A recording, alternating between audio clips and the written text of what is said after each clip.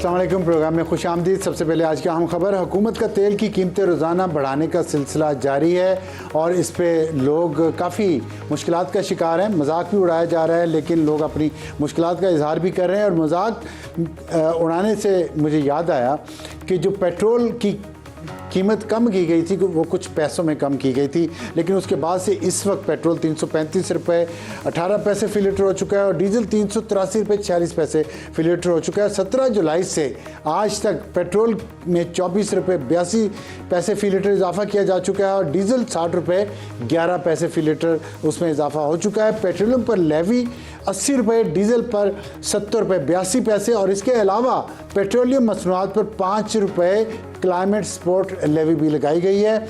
और क्लाइमेट के बारे में मैं आपको बताऊंगा, हमारे हॉट इशू हैं वो कि उसके ऊपर क्या हो रहा है। और ये भारत में भी कीमतें बढ़ी हैं, बांग्लादेश में भी बढ़ी हैं, क्योंकि खलीज में जंग के बादल दोबारा छा चुके हैं और अमेरिका और ईरान के दरमियान जंग जारी है। लेकिन कल रात जो गुजरी है वो बेहतर है और उसमें एक दूसरे पर हमले नहीं हुए और इसी के बारे में आज की हम अपनी टॉप स्टोरी में भी बात करेंगे। अपने प्रोग्राम का तारुफ मैं करवा दूं कि इसी पे होगा कि ये जो तेल की कीमतें ऊपर गई थी अब वो नीचे आना शुरू हुई हैं। वजह कि एक कल रात अमेरिका ने ईरान पर मजीद हमले नहीं किए, लेकिन हुसी बागी जो हैं यमन में वो सऊदी अरब पे और सऊदी अरब उन पे हमले कर रहा है और उसकी वजह से बाबुल मंदब की बंदिश से जो तेल की कीमतें ऊपर जाने का खदशा बढ़ा है उसके क्या असरात पैदा होंगे और क्या एक डील दोबारा मुमकिन हो सकेगी। इसके लिए हमें ज्वाइन करेंगे डॉक्टर आदिल नजीम है, माहिर बैनुल-अक़वामी अमूर अमेरिका से ज्वाइन करेंगे और major general retired Zahid Mahmood साहब दिफाई तजिया है पाकिस्तान से ज्वाइन करेंगे।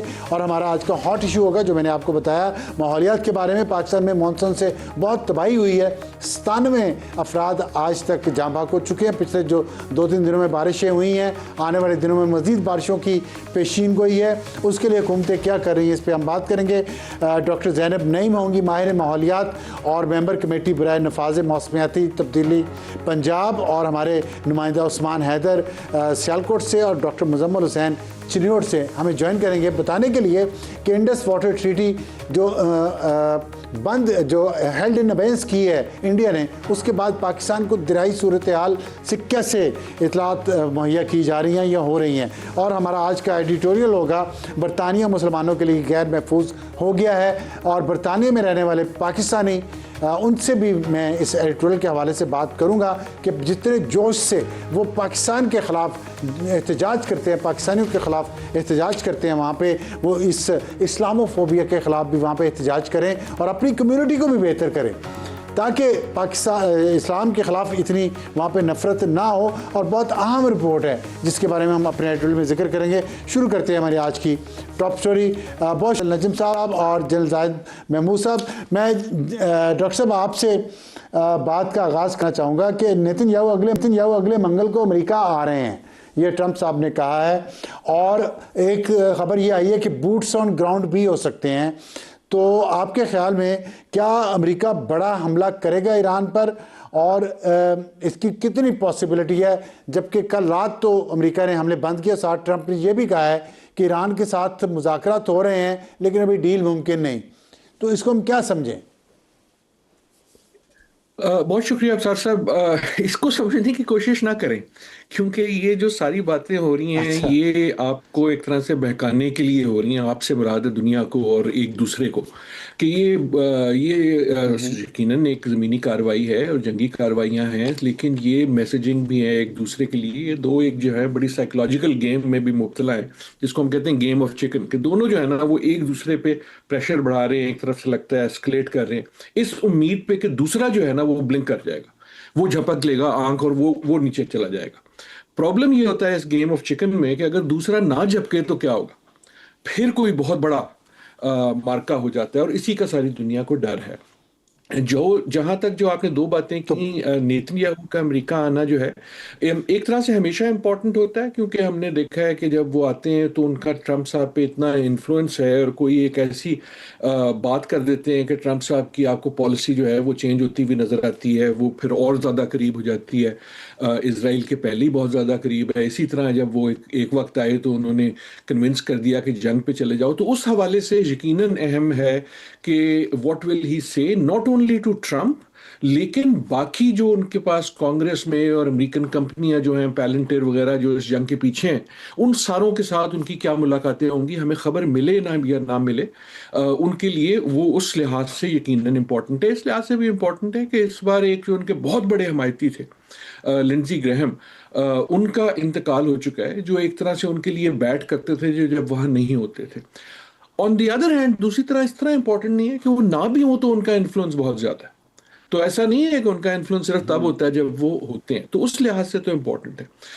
क्या ये जंग बड़ी जंग बन ठीक। जाएगी? बन सकती है यकीनन। ऐसा एक मुख्तसर सी मैं बात करूंगा, मुझे उस दिन ख्याल आ रहा था कि हम जो है ना, हमसे मुराद दुनिया, हम फुटबॉल को इस तरह देखते हैं जिस तरह वो जंग हो, और जंग को इस तरह देखते हैं कि वो फुटबॉल हो, कि आज की खबर, आज का गोल, हाँ। आज का ये। अगर इसको हम बड़े पैमाने में देखें तो मेरे ख्याल में बॉटम लाइन इस वक्त ये है कि ये ट्रम्प साहब की फॉर एवर वॉर बन गई है।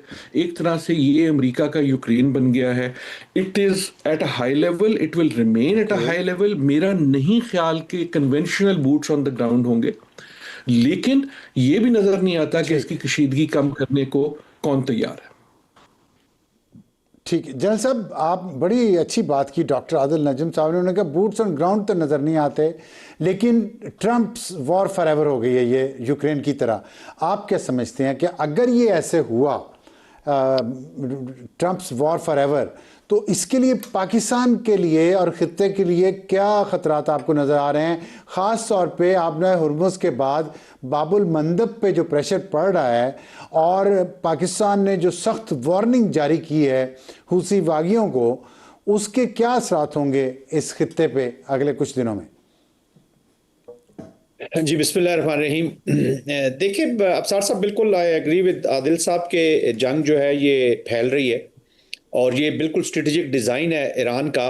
देखिए ना, कालाबाग साहब की जो स्टेटमेंट आई है, अगर हम ऑयल नहीं भेज सकते तो फिर कोई भी नहीं भेज सकता। This is a clear signal कि if Iran is not at peace, so region can't be at piece.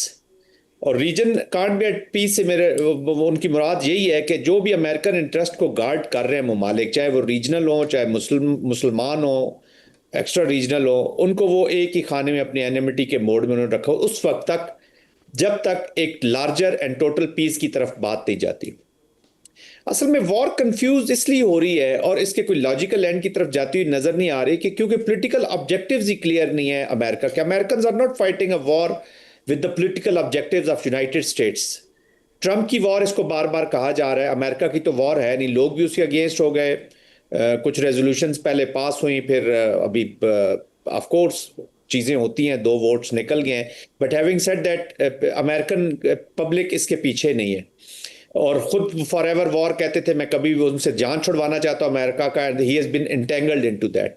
अब इसलिए इसका एंड गेम जो है किसी भी वॉर की, उसमें को लिखने में, उसको एग्जीक्यूट करने में सबसे इंपॉर्टेंट रोल होता है डिप्लोमेसी एंड पॉलिटिक्स का, जो सख्त स्ट्रेस में चली गई है जी। और दोनों तरफ के हार्ड लाइनर्स प्रिवेल कर रहे हैं। तो ये दोनों तरफ भी आप देखें, दूसरी तरफ ईरान की तरफ भी जो वॉर है उसको कंट्रोल हार्ड लाइनर्स कर रहे हैं। तो जब हार्ड लाइनर्स की फाइट होती है तो उनके ऑब्जेक्टिव्स नॉर्मल स्टेट क्राफ्ट से बाहर होते हैं। वो कई दफा उनको समझना, एनालाइज करना। तो इस सिचुएशन में पाकिस्तान के लिए बेस्ट वे फॉरवर्ड क्या है, जबकि पाकिस्तान ने एक बड़ी सख्त वार्निंग भी दी है हुसियों को? तो उस सिचुएशन में आप क्या समझते हैं, पाकिस्तान के लिए सिचुएशन कैसी है, क्या करना चाहिए? देखिए अब सर सब पाकिस्तान को एक तो ठीक है, एक कॉन्फ्लिक्ट है, उससे हमें दूर रहना चाहिए। हमने ये जो यमन वाला कॉन्टेक्स्ट था इसको 2014 में भी आपको याद होगा, थ्रू पार्लियामेंट हमने डिप्लॉयमेंट्स नहीं की थी, बड़ा प्रेशर था पाकिस्तान के ऊपर। बट हैविंग सेड दैट, अभी हम स्ट्रेटेजिक पार्टनरशिप में सऊदी अरेबिया की, और हम उस वक्त स्ट्रेटेजिक पार्टनरशिप हुई जब, to be very honest, Pakistan थोड़ा सा आइसोलेटेड कह लें, या जो आप एक प्लेयर के तौर पे गर्दानी नहीं जा रहे थे। ये तो मर्क हक ने आपको regional and country of significance बनाया है। अमेरिका भी आपकी तरफ दौड़ा और पूरी दुनिया आपकी तरफ दौड़ी। और उसी कॉन्टेक्स्ट में सऊदी अरेबिया ने अपने स्ट्रेटेजिक ऑटोनॉमी जब उन्होंने समझी कि शायद I am still not rich, तो मैं बहुत हूं लेकिन स्ट्रेटेजिकली ऑटोनमस नहीं हूं, और आई नीड ऐसे फ्रेंड्स, ऐसे दोस्त जो कोई स्ट्रिंग ना अटैच करे अपनी sports. That's how you are there with this with the strategic partnership with Saudi Arabia. Deployment हमारे पहले की थी, चीजें फार्मूलाइज हो गई, ऑलरेडी अंडरस्टैंडिंग्स थी। ये जो पाकिस्तान ने पोजीशन ली है, हुसियों से ज्यादा ईरान के लिए एक पैगाम है कि देखें हम आपके बहुत अच्छे दोस्त हैं, हम आपका एग्जिट कार्ड है। हम अभी जिस तरीके से जनाजे में शिरकत की गई, उससे पहले जैसे विजिट्स हुए, फील्ड मार्शल 2-3 दफा गए, इन जंगी हालात में भी पाकिस्तान ईरान के साथ, और पूरा पाकिस्तान सुन्नी शिया से हट के एक पैन इस्लामिक व्यू के साथ ईरान की सपोर्ट में, या उनके दैट्स वाई तशक्कुर पाकिस्तान के नारे लगे। दैट्स ऑल हिस्ट्री अभी हमारे सामने। तो पाकिस्तान उनको कह रहा है कि don't drag Saudi Arabia into this war, you will lose friends also. ठीक है, हम ईरान के साथ जंग में तो नहीं चले जाएंगे, लेकिन हौसी जब रेड सी की तरफ जाएंगे तो फिर सऊदी अरब ऑटोमेटिकली, आज देखे ना सऊदी अरेबिया की तरफ से अटैक हुए हुसी पोजीशंस के ऊपर। ईरान को कोई परवाह है भी कि वो अपने दोस्त, अपने ही इज लूजिंग फ्रेंड्स, क्यों नहीं कर रहा है ईरान परवाह? मुझे समझ नहीं आ रही। मतलब इतना पाकिस्तान ने रिस्क लेके इतनी हिमायत की, और फिर ईरान के ये इस तरह की पॉलिसी की मुझे समझ नहीं आई कि क्या ऐसे चलती है ईरान की पॉलिसी। माजरत के साथ मुझे अब साफ लगता नहीं है कि जो डिसीजन मेकिंग है ये इसमें कोई कलेक्टिविज्म है या एक यूनिसा कह ले एक अप्रोच है। थोड़ा सा डिवीजन नजर आती है। और ऑफ कोर्स कालाबाफ साहब की जो स्टेटमेंट है वो एक इसी तरफ ही इशारा है कि हम नहीं तो फिर कोई भी नहीं। तो उसमें वो इस वक्त तक तो वो इस स्ट्रेटेजिक कंस्ट्रक्ट से पीछे हटना नहीं चाहते, वो इस वक्त कोई लूप छोड़ना नहीं चाहते, वो इस वॉर को अपनी आखिरी वॉर करना चाह रहे हैं। और फिर अगर इस मोड में है वो, और उनका पॉलिटिकल मोड ये है कि जी मैं जो रीजनल चेस बोर्ड है इस पे एक पावरफुल डोमिनेटिंग और मेरी पॉलिसी के साथ जाऊं, ऐसा हो नहीं सकता। फिर हम डिस्ट्रप्टिव वर्ल्ड भी रहेंगे, फिर कंटेस्टेशन मोड में रहेंगे, फिर नो वॉर नो पीस, और वही जो पास्ट में अनफॉर्चुनेटली का मुकद्दर रहे और विनर जो है at the end of the day वो इजराइल होगा। और तो हम मुझे कोई अच्छी चीज नजर नहीं आ रही अनफॉर्चुनेटली। ठीक है डॉक्टर आदिल साहब, आपने बताया कि इजराइल का वज़ीर-ए-आज़म जब भी वाइट हाउस का विज़िट करता है तो कोई ना कोई पॉलिसी पे असरअंदाज तो होता है। दूसरी तरफ हम देख रहे हैं कि अमेरिका जंग जीत नहीं सकता। तेल की कीमतें वहाँ बढ़ गई हैं, वहाँ की ग्रोसरी की प्राइसेस बढ़ गई हैं अमेरिका में। इंतखाबात आने में बिल्कुल सर पे आ गए मिड टर्म, और जब भी तेल की कीमतें वहाँ बढ़ी हैं कोई हुकूमत मिड टर्म इलेक्शन जीत नहीं सकी। तो क्या ट्रंप इतना बड़ा रिस्क ले रहा है और मकबूलियत भी उसकी बहुत नीचे है, तो और जंग बंद भी नहीं कर रहा, तो आप क्या समझते हैं कि ट्रंप के लिए ट्रंप बंद गली में है इस वक्त, या आप समझते हैं कि वो और उसके दोस्त ये तेल की मार्केट की कीमतों के ऊपर नीचे जाने से पैसा बनाए जा रहे हैं और खुश हैं? अफसर साहब, मेरे ख्याल में हम सब जो है ना बंद गली में पहुंच गए हैं। ट्रंप साहब और ईरान की जंग के और इसराइल की कार्रवाइयों, सारी चीज़ों की वजह से पूरी दुनिया जो है वो महसूस कर रही है कि यार हम बंद गली में, मतलब कुछ नज़र नहीं आता, किधर से निकलें, इधर जाएं कि उधर जाएं, वगैरह वगैरह। जैसे कि जाहिद साहब ने भी कहा और आपने भी कहा कि सूरत हाल ये है कि अमेरिका जो है, और ये सूरत हाल पिछले 5 महीने से अब है कि अमेरिका को पता लग गया है कि वो ये जंग जीत नहीं सकता, और ईरान जो है उसने फैसला कर लिया कि हम जंग हार नहीं सकते। That is the stalemate. कि अमेरिका जो है वो दोनों बहरे वो हुर्मुज को रोक सकते हैं, वहां कश्तियों को रोक सकते हैं, लेकिन ओपन नहीं कर सकते अकेले। ये है ना कनेंड्रम के, जिससे किसी तरह निकलना है, और उसका निकलने का सिर्फ तरीका ये है कि दोनों किसी ना किसी किस्म की अग्रीमेंट पे आए। And that is why ultimately वहीं इसका फैसला सिर्फ वहीं हो सकता है। इसका फैसला बूट्स ऑफ ग्राउंड पे नहीं हो सकता, इसका फैसला गोलाबारी से नहीं हो सकता, क्योंकि ये प्रॉब्लम ऐसा है कि बहरे हुर्मुज को आप बंद कर सकते हैं, उसको खोल नहीं सकते। अब जो अभी भी गुफ्तगू हुई और जो आपका सवाल है, आई डू थिंक कि अमेरिका में और ट्रंप साहब जो हैं वो फ्रस्ट्रेटेड हैं, इससे निकलना चाहते हैं।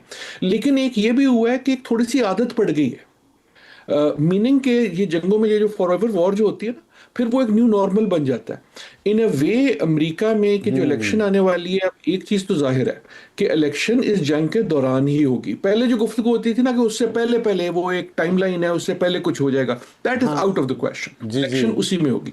उसको अमेरिकन सियासत ने इंटरनलाइज भी कर लिया। मेरा नहीं ख्याल कि उसका इतना असर पड़ेगा। एक मैं सिर्फ गुजारिश कर लूं, ये जो नेतन्याहू के दौरे की बात हुई है, जो जनरल साहब भी कह रहे थे, आई थिंक जंग बढ़ाना जो है वो इजराइल चाहता है। ये एक नाजुक सा पॉइंट है, so give me a minute. Iran जो है वो ये चाहता है कि सब इसमें इसकी पेन जो है वो सिर्फ हमें ना हो, लेकिन ईरान ये नहीं चाहता फॉर एग्जांपल कि सऊदी अरेबिया बाकायदा कि अच्छा जी मैं जंग का हिस्सा हूं ईरान के खिलाफ। कौन ये चाहता है? नेतन्याहू चाहता है। तो आई थिंक अगर इस दौरे की कोई सिग्निफिकेंस है, he will be pushing partly कि यार तुम सऊदी अरेबिया को और पुश करो। तो फिर वही ना, इसके बावजूद ईरान ने फिर दोबारा शुरू कर दिया काम। तो जब ईरान को ये पता है कि इसराइल इस जंग को बढ़ाना चाहता है, तो फिर ईरान ये क्यों उसने दोबारा एमओयू को ख़राब किया, इस्लामाबाद एमओयू? मेरी अर्ज ये होगी कि इतना सिंपल नहीं है। आई डोंट थिंक ऐसा था कि वो बढ़ाना चाहते थे। ये हो सकता है कि खुसूसन जनाजे के बाद उनको एक फॉल्स कॉन्फिडेंस आ गया, लेकिन वो जो जनाजे की जो तस्वीर थी दुनिया में, उससे एक तरह से हल्लाशेरी हुई कि अच्छा हम कुछ कर सकते हैं। लेकिन it was not as if कि ईरान ने कोई बढ़ा दिया, सिर्फ उसके मुहर्रिकात दूसरे भी थे अमेरिका की तरफ से। मेरे ख्याल में अगर ईरान से आप पूछेंगे तो वो ये कहेंगे कि हमारी मजबूरी ये थी कि अगर हम एक बार हुर्मुज का जो कंट्रोल है वो दे देते हैं तो फिर हमारे पास कुछ रहता नहीं है, फिर सारा एमओयू जो है वो चला जाता है, गारक हो जाता है। क्योंकि बेसिकली हमारे पास सिर्फ एक वेपन है। हमारे पास ना नेवी बड़ी रही, ना फौज ज्यादा रही, ना हथियार ज्यादा है, ना पैसे ज्यादा हैं। हमारे पास सिर्फ एक हथियार रह गया और वो है हुर्मुज। और हुर्मुज का अगर हमने कंट्रोल छोड़ दिया तो then the game is over. मैं ये कह रहा हूं कि आप उनकी नजर में आए। अमेरिका की तरफ से लॉजिक ये थी कि अगर आपने हुर्मुज ना लिया, इन अ वे उन्होंने अपना नया गोल जो है ना, वॉर गोल ये बना दिया कि हुर्मुज को खोलना है। हालांकि ये बड़ा एक अजीब सा गोल है क्योंकि वो पहले ही खुला हुआ था, लेकिन ये वो कनांड्रम है जो कह रहा हूं कि जहां अमेरिका जंग जीत नहीं सकता और ईरान जंग हार नहीं सकता। तो ईरान के लिए हुर्मुज का कंट्रोल दे देना उसके लिए जंग हारने से के बराबर है। ठीक है जनरल साहब, ये सिचुएशन जो बता रहे हैं डॉक्टर साहब, इसमें सऊदी अरब ने फ़िज़ाई हमले भी शुरू कर दिए हैं यमन के ऊपर अपनी इत्तेहादी अफवाज के ज़रिए। तो जंग तो अरब ममालिक में पहुंच गई है। वो साथ से डॉक्टर साहब बता रहे हैं कि अमेरिका को, इसराइल अमेरिका पे दबाव डाल रहा है कि सऊदी अरब को कहे डू मोर। तो जंग इसराइल बढ़ाना चाहता है तो बढ़ गई, फिर वो उस कामयाब हो गया इसराइल। और अब ये जो हमले हुए हैं सऊदी अरब ने शुरू किए हैं, तो अरब ममालिक इसमें इन्वॉल्व हो गए। देखिए अफसर साहब, जो पहला हौसीज का और सऊदी अरब का रिस्पांस है, कोई भी मिलिट्री हो किसी भी मुल्क की या कोई भी मुल्क हो, वो अपनी सॉवरेनिटी, चाहे वो नॉन स्टेट एक्टर ब्रीच करें या एक स्ट्रक्चर्ड स्टेट ब्रीच करे। जैसे अभी ईरान रिस्पॉन्ड कर रहा है टू यूनाइटेड स्टेट, एसिमेट्री उनकी कोई मिलिट्री फोर्सेस का कंपैरिजन तो हो नहीं सकता। पाकिस्तान इंडियन कॉन्टेक्स्ट आपने देख लिया। सऊदी अरेबिया एक बड़ी कंट्री है, उधर जब नॉन स्टेट एक्टर्स भी हों, बेशक उसके पीछे जो पॉलिटिक्स है उसको भी जवाब देने के लिए, और जो फोर्सेस काम कर रही हैं अपनी डेटरेंस अगर आप मेंटेन नहीं रख सका सऊदी अरेबिया और डेटरेंस ब्रीच हुई, चाहे रेड सी कोई कसस बुलाए रख के वॉर की गई, तो उसकी फौज का और उस स्टेट का काम होता है अपनी डेटरेंस रीगेन करे। एक अगर एक्टिविटी है तो उसका रिस्पॉन्स माउंट करना एक कंपल्शन होती है स्टेट के लिए, किसी भी सॉवरेन स्टेट के लिए। जैसे हमने मार के हक किया या ऑपरेशन संदूर के खिलाफ, उसी तरह पहले आपने पुलवामा में लिया, तो जंग तो हमने आगे फिर फैलाई नहीं, लेकिन एक सर्टेन स्टेज पे जाके एग्जिट की हमने। फिर हम एस्केलेशन लैडर पे आप ऊपर होते, इसलिए तो अपने मिलिट्रीज रखते हैं, वरना they militaries they lose their purpose. तो सऊदी अरेबिया ने उस कॉन्टेक्स्ट में किया। जहां तक हुर्मुज का, बिल्कुल डॉक्टर साहब सही कह रहे हैं कि ये जो मिलिट्री लीवरेज है ये इनको ये रखना चाहते हैं, और ये जियोपॉलिटिकल भी है, जियो इकोनॉमिक भी है। सब चीजें, इकोनॉमिक, पॉलिटिकल, मिलिट्री, तीनों एडवांटेज अगर किसी ने, ईरान ने लिए तो वो हुर्मुज से लिए। वो हुर्मुज को अपने कंट्रोल में रख के रीजनल चेस बोर्ड पे जाना चाहता है। Hormuz has become the sign of power. ठीक है जनरल साहब, बहुत शुक्रिया हमसे बात करने का, डॉक्टर आतिम से बात करने का। वक्त पर हमारे एक टेलैंडर का, और ये टेलैंडर है मैमूना सत्तार। पाकिस्तान की जेनजी ने ये बताया है कि इंडिया की जेनजी ने जो पिछले कुछ महीनों से वहाँ पे एक स्ट्रगल कर रही थी, उसका नतीजा क्या निकला है, और इंडिया की जेनजी और पाकिस्तान की जेनजी की स्ट्रगल में फ़र्क क्या है। प्रोग्राम में दोबारा खुशामदीद। हमारा आज का हॉट इशू, मॉनसून से पाकिस्तान में तबाही। 97 अमवात अब तक रजिस्टर्ड हो चुकी हैं पूरे पाकिस्तान में, और शदीद बारिशों की पेशीन गोई की गई है। आज 25 जुलाई से लेके 30 जुलाई तक मुल्क के तमाम हिस्सों में, और इस पे हुकूमतें क्या कर रही हैं इसके बारे में आज बात करेंगे। हमें ज्वाइन करेंगी डॉक्टर ज़ैनब नईम, जो माहिर माहौलियात हैं, मेंबर हैं कमेटी बराए नफाज मौसमियाती तब्दीली पंजाब। उस्मान हैदर साहब हमारे हेड मराला में नुमाइंदा हैं सियालकोट के, वो हेड मराला पे मौजूद है, और डॉक्टर मुजम्मल हुसैन वो भी नुमाइंदा है समा के चिन्नौट में दरिया चिनाब पर मौजूद हैं, और उनसे पूछेंगे कि वहाँ सिचुएशन इस वक्त क्या है। लेकिन मैं पहले डॉक्टर ज़ैनब नईम की तरफ चलता हूँ, क्योंकि हमें जो इस वक्त इतलात आ रही है उस पर लाहौर में काफ़ी तबाही हुई है, बहुत सारे इलाकों में पानी गया है, पंजाब के दूसरे शहरों में काफ़ी है। सबसे ज़्यादा जो अमवात हैं 29 खैबर पख्तूनख्वा में 52 अफराद जाम बहक हुए हैं, 75 जख्मी, पंजाब में 29 अफराद जाम बहक हुए हैं, 203 जख्मी हैं। और इसकी वजह क्या है? डॉक्टर ज़ैनब ये बताइएगा कि हमने पिछले साल जो सैलाब आए थे और उसमें 946 लोग जाँ बहक हुए थे, तो कहा गया था कि अगली दफ़ा खुदा ना खासा सैलाब के लिए हमने बड़ी अच्छी तैयारियां की हैं पंजाब में, और रेन वाटर हार्वेस्टिंग एक प्लान हमने सुना। उसके बावजूद हमने देखा कि वो प्लान कामयाब नहीं हुआ। DHA के फुटेजेस आ रहे थे, ताजपुरा लाहौर में मैंने देखा कि वो लोग कहते हैं हर साल यहाँ पे पानी आता है, लोगों के घरों में घुस जाता है। क्या प्रॉब्लम है जो अभी तक आपके ख्याल में काबू नहीं पाया जा सका जिस पे? जी मैं भी खुद 2 दिन पहले तक लाहौर में थी जब ये पिछली दफा ये बारिश हुई है, तो पूरा लाहौर डूबा हुआ था, अंडर पासेस ऊपर तक फिलअप थे और ऐसे लग रहा था स्विमिंग पूल्स बने हुए, तो काफी बुरे हालात थे। चाहे पॉश एरिया हो या चाहे अंदरूनी लाहौर, हर तरफ ही एक जैसे हालात थे। अच्छा, ये जो आप बात करेंगे पिछले साल की निस्बत इस साल, पिछले साल भी एक बहुत बड़ा मसला आइडेंटिफाई हुआ था जिसपे प्राइम मिनिस्टर साहब ने भी कहा था कि एक्शन होगा, लेकिन वो एक्शन नहीं हुआ। पूरे पाकिस्तान में ज़ेरे जमीन पानी के गुजरने का रास्ता निकाला जाए, ड्रेनेज इंप्रूव हो। ये तब होता है जब आप शहर का मास्टर प्लान रिवाइज करते हैं क्लाइमेट एक्सट्रीम्स के कॉन्टेक्स्ट में, कि शदीद सैलाब, शदीद गर्मी की सूरत हाल में शहर में आबी ज़खायर कैसे जखीरा किए जा सकते हैं, मजीद कैसे उनका रास्ता दिया जा सकता है। तो ये मास्टर प्लानिंग होती है, ऐसे नहीं होता एडहॉक बेसिस पे कि हमने यहाँ रेन वाटर हार्वेस्टिंग के वो लगा दिए, यहाँ रिटेंशन पॉइंट बना दिया, यहाँ पैसे कर लिया, यहाँ पे दरिया के ऊपर तो सोसाइटी है, लेकिन चले जब सैलाब आएगा तो देखेंगे रीलोकेशन सेटलमेंट प्लानिंग होती है। इस पे बहुत बातें हुई पिछले साल भी, आज भी हम वही बातें कर रहे हैं। अभी भी हडियारा ड्रेन जहां से इंडिया पानी छोड़ रहा है, गंदा पानी सारे का सारा वहां से लाहौर में रावी में दाखिल होता है, और उधर कोई इवैक्यूएशन स्ट्रैटेजी नहीं है, कोई वहां पे मौजूद नहीं है इंतजामिया की तरफ से, और ये मामला हो रहा है। तो जिधर हम पिछले साल खड़े थे आज भी हम वही हैं। तो डॉक्टर ज़ैनब, आप मेंबर हैं उस कमेटी की जो नफाज मौसमियाती तब्दीली पंजाब जिसका काम है, तो आपकी कमेटी ने क्या किया फिर पूरे साल में? कमेटी को क्या है आपकी कमेटी का फिर? कमेटी को नोटिफाई किया गया था पिछले साल, और अभी तक उसकी कोई एक मीटिंग भी कॉल नहीं हुई, तो हम तो इस इंतजार में है कि मीटिंग पूरे साल में। एक मिनट रुकिएगा। आप कह रही हैं कि पिछले साल जो इतनी डेथ्स हुई थी, इतनी तबाही हुई थी पंजाब में सैलाब से, उसके बाद जो कमेटी बनाई गई पूरे साल में उसकी एक भी मीटिंग नहीं हुई? नहीं जी, एक भी मीटिंग कॉल नहीं हुई। तो फिर आप लोगों ने कोई उस पर किसी को लेटर लिखा, एहतजाज किया, और क्या मैंडेट क्या था इस कमेटी का, और बनाई किसने थी? जी, ये हुकूमत पंजाब ने, जो पंजाब का क्लाइमेट एक्शन विजन है, उसके लिए ये एक्सपर्ट्स की कमेटी नोटिफाई हुई थी कि इसका मीटिंग को कॉल की जाएगी और सजेशंस लिए जाएंगे जो क्लाइमेट एक्शन विजन प्लान है उसके तलाक के हवाले से। लेकिन बिल्कुल कोई इस पे मीटिंग दोबारा कभी मीटिंग कॉल हुई ही नहीं कि हम आपको बता सके कि मैंडेट्स क्या है और क्या नहीं है। फिलहाल एक नोटिफिकेशन ही है और उसी की बेसिस पे हम मेंबर सिलेक्टेड हैं, लेकिन अदरवाइज इस पे कुछ काम नहीं हो। ठीक है, तो नोटिफिकेशन तो ज़ाहिर है सैलाब की तबाही नहीं रोक सकता खाली, तो उसमें जो अभी जो कुछ हो रहा है सैलाब के हवाले से पंजाब में जो इक़दाम उठाए जा रहे हैं वो सिर्फ ब्यूरोक्रेट्स अपनी मर्ज़ी से कर रहे हैं? आप जैसे जो एक्सपर्ट्स हैं माहौलियात के, उनसे कोई मशवरा नहीं हो रहा?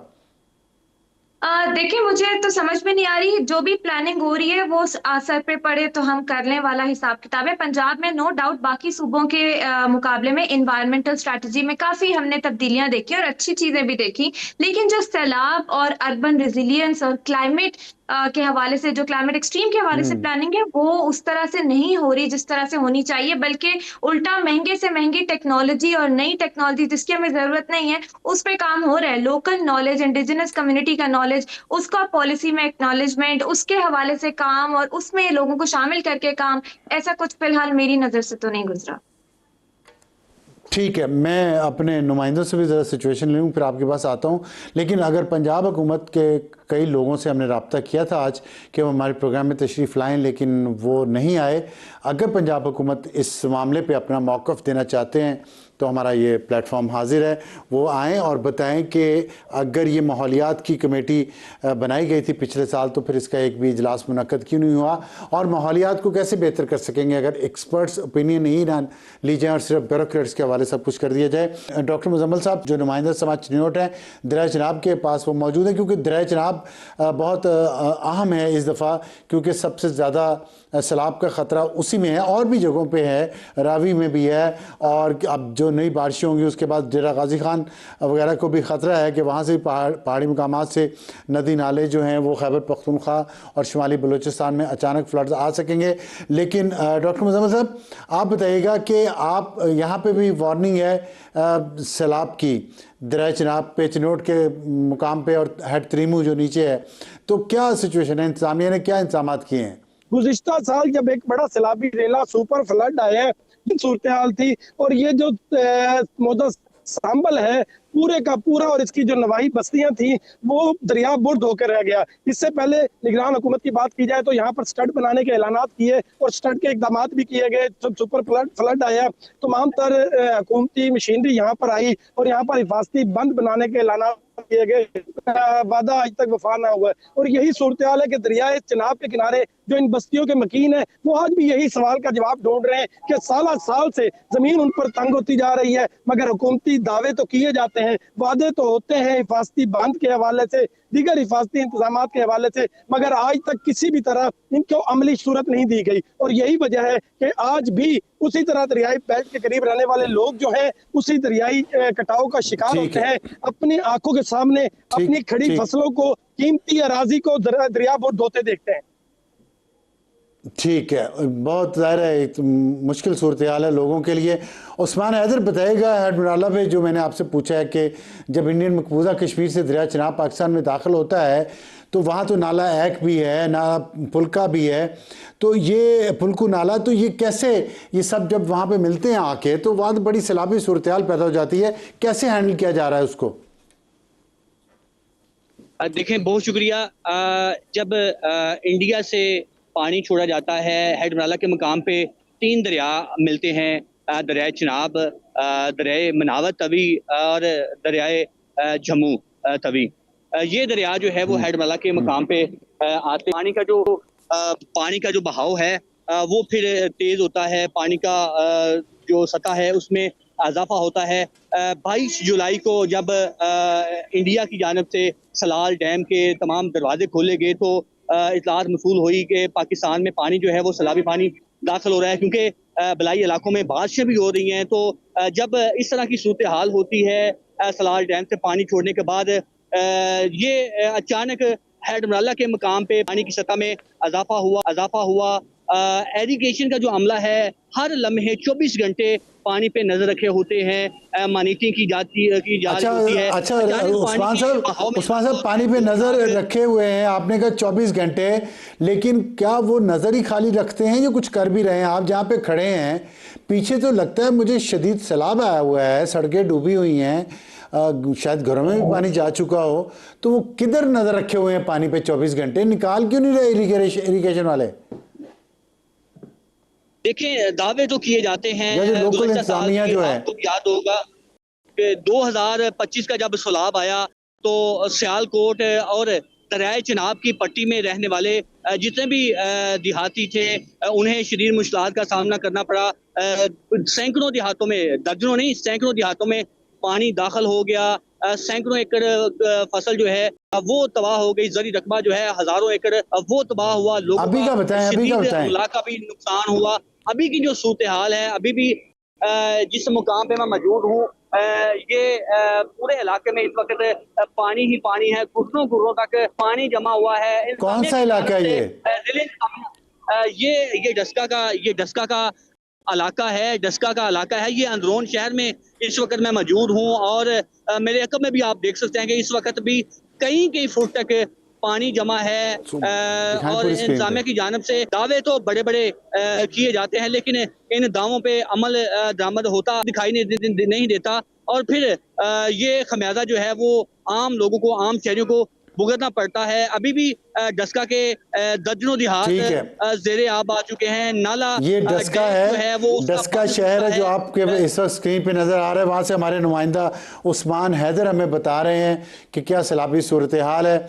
और डॉक्टर मुजम्मिल हुसैन साहब, उस्मान हैदर साहब, डॉक्टर ज़ैनब नईम, बहुत शुक्रिया आपका। तो बात वही है कि वादे पिछले साल बहुत हुए, लेकिन उन वादों को पूरा किसने करना है, ना कहीं सब जगहों पे ना ही जो दरिया का कटाव है उसको रोका जा सका और ना ही लोगों को बहाली हो सकी।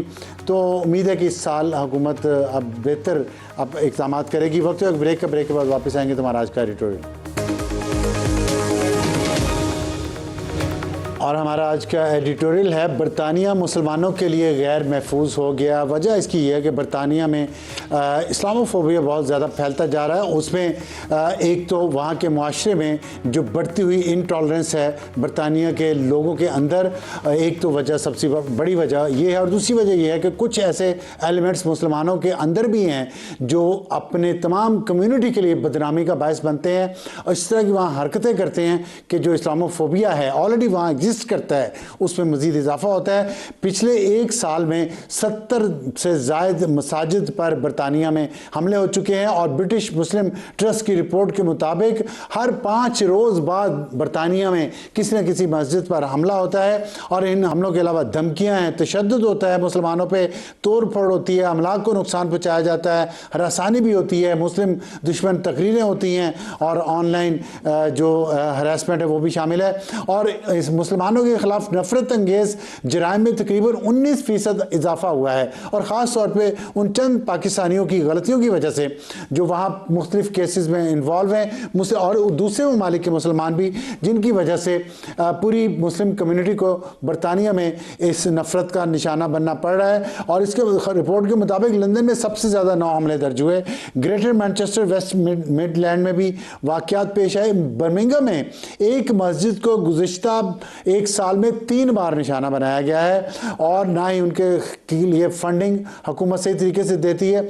और जो चीफ एग्जीक्यूटिव वकील अहमद बरतानवी मुस्लिम ट्रस्ट के चीफ एग्जीक्यूटिव, उन्होंने कहा कि हम मुसलसल इजाफा देख रहे हैं और हमारा ख्याल है कि हुकूमत को कोशिश करनी चाहिए कि मसाजिद को महफूज बनाने में मदद दे। लेकिन इसके साथ साथ वहाँ रहने वाले मुसलमानों की और ख़ास तौर पर पाकिस्तानियों की भी ये जिम्मेदारी है कि वो पाकिस्तान को गालियाँ निकालने के बजाय, पाकिस्तानियों को गालियाँ निकालने की बजाय, पाकिस्तान के खिलाफ मुजाहरे अरेंज करने की बजाय और पाकिस्तान के इदारों पर हमला करने की बजाय और हमारे खिलाफ, पाकिस्तान के खिलाफ नफरत फैलाने की बजाय वो अपने इन मामलात को देखें और वहाँ अपनी कम्युनिटी को दुरुस्त करें और फिर इस इस्लामोफोबिया के खिलाफ भी एक मुजाहरा करें, उसी तरह जिस तरह वो पाकिस्तान के खिलाफ पाकिस्तानी वहाँ के रहने वाले जिनका मुख्तलिफ सियासी जमातों से ताल्लुक़ है वो मुजाहरे करते हैं।